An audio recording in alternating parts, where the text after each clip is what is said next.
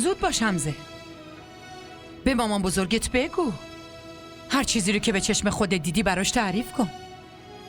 بهش بگو که چی دیدی و اون دوتا چطور با هم. مامانو چی؟ تو هنوزم به فکر آبروی اون هستی، اونی که آبروی تو رو حفظ نکرد؟ مامان بس کنید لطفا. من چه چیزایی که تحمل نکردم، همه به من چه حرفایی که نزدن، چقدر منو تحقیر کردن، منو دیوونه گفتن، حسود گفتن. اما دیگه ساکت نمیمونم. من دیگه حرف میزنم. من با صدای بلند به همه دنیا تعریف میکنم. تو هم باید منو همراهی کنی و با من یک جا حرف میزنی. من به حرف تو اعتماد ندارم. من نه حرف تو رو میشنوم نه حرف پسرتو میشنوم.